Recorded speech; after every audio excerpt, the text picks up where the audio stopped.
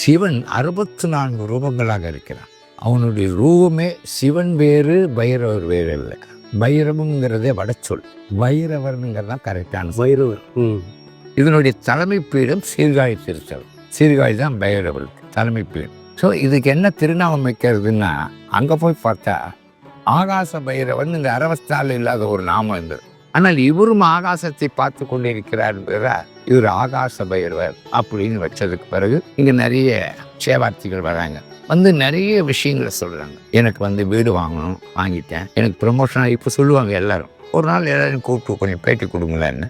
அவங்க சொல்கிற மிராக்கள் என்னையே நம்ப முடியல. யாரோ வர்றாங்க யாரோ போகிறாங்கன்னு நினச்சிக்கிட்டு இருந்தேன். வேண்டிக்கிட்டே வந்துட்டேன்.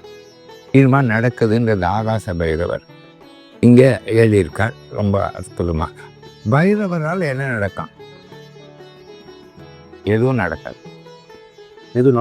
நடக்காது.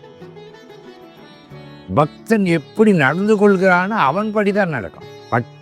பற்றை விட்டு அவனுடைய திருப்பாதங்களை பற்ற வச்சுன்னா பிரச்சனை செஞ்சுக்கலாம்.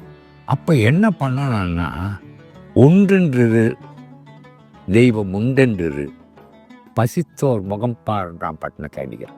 உன்னை பிடிச்சா சரியா பிடிக்கணும். வைஷ்ணவத்தில் சொல்லுவாங்க பாதங்களை பிடிச்சிக்க.